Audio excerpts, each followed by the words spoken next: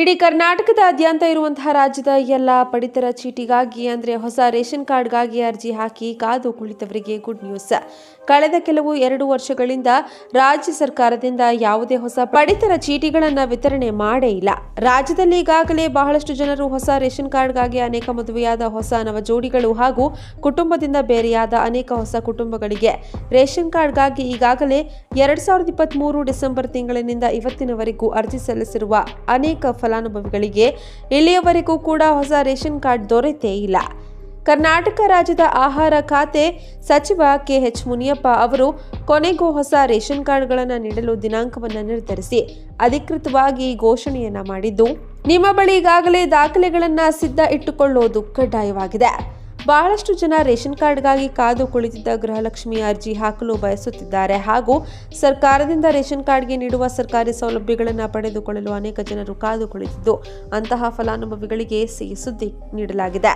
ಬನ್ನಿ, ಇಷ್ಟಕ್ಕೂ ನೀವು ಅಥವಾ ನಿಮ್ಮ ಕುಟುಂಬದಲ್ಲಿ ಯಾರಾದರೂ ಹೊಸ ರೇಷನ್ ಕಾರ್ಡ್ಗಾಗಿ ಈ ವರ್ಷದಿಂದ ಅಂದರೆ ಕಳೆದ 2 ವರ್ಷಗಳಿಂದ ಇವತ್ತಿನವರೆಗೂ ಅರ್ಜಿ ಸಲ್ಲಿಸಿದ್ರೆ ಅವರಿಗೆ ಯಾವಾಗ ರೇಷನ್ ಕಾರ್ಡ್ ದೊರೆಯುತ್ತೆ, ಹೊಸ ರೇಷನ್ ಕಾರ್ಡ್ ಯಾವಾಗ ಪಡೆದುಕೊಳ್ಳಬೇಕು, ಯಾವಾಗ ಹೊಸದಾಗಿ ಗೃಹಲಕ್ಷ್ಮಿ ಅರ್ಜಿಯನ್ನು ಸಲ್ಲಿಸಿ ಹಣ ಪಡೆದುಕೊಳ್ಳಬಹುದು, ಯಾವಾಗ ನಾವು ರೇಷನ್ ಆಹಾರ ಧಾನ್ಯ ಪಡೆದುಕೊಳ್ಳಬಹುದು, ಈ ಎಲ್ಲ ಸಂಪೂರ್ಣವಾದ ಮಾಹಿತಿಯನ್ನು ಈ ವಿಡಿಯೋದಲ್ಲಿ ನೀಡಲಾಗಿದ್ದು, ತಪ್ಪದೆ ಈ ವಿಡಿಯೋಗೆ ಒಂದು ಲೈಕ್ ಮಾಡಿ ಹಾಗೂ ವಿಡಿಯೋವನ್ನು ಹೊಸ ಅರ್ಜಿ ಸಲ್ಲಿಸಲು ಬಯಸುವ ಪ್ರತಿಯೊಬ್ಬರಿಗೂ ಶೇರ್ ಮಾಡಿ.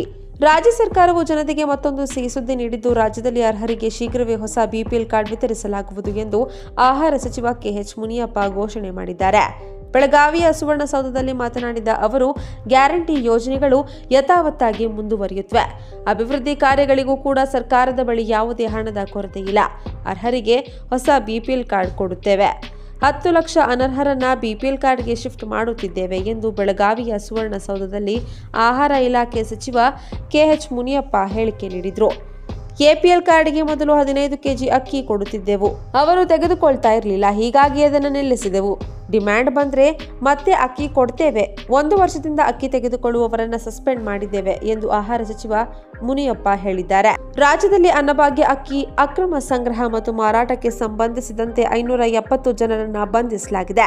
ಒಟ್ಟು 29,603.15 ಕ್ವಿಂಟಾಲ್ ಅಕ್ಕಿಯನ್ನು ವಶಪಡಿಸಿಕೊಂಡಿದ್ದು 314 ವಾಹನಗಳನ್ನು ಜಪ್ತಿ ಮಾಡಲಾಗಿದೆ ಎಂದು ಆಹಾರ ಸಚಿವರಾದ ಕೆಎಚ್ ಮುನಿಯಪ್ಪ ಹೇಳಿಕೆ ನೀಡಿದ್ದಾರೆ. ಯಾದಗಿರಿ ಜಿಲ್ಲೆಯ ಆಹಾರ ಇಲಾಖೆ ಕರ್ತವ್ಯ ನಿರ್ವಹಿಸುತ್ತಿದ್ದ ಅನ್ಯ ಇಲಾಖೆ ಅಧಿಕಾರಿಗಳನ್ನ ಇಲಾಖೆ ಕರ್ತವ್ಯದಿಂದ ಬಿಡುಗಡೆಗೊಳಿಸಲಾಗಿದೆ ಹಾಗೂ ಕೊಪ್ಪಳ ಜಿಲ್ಲೆಯ ಗಂಗಾವತಿ ತಾಲೂಕಿನ ಕೆಎಫ್ಸಿಎಸ್ಸಿ ಗೋದಾಮು ಅಮಾನತುಗೊಳಿಸಲಾಗಿರುತ್ತೆ.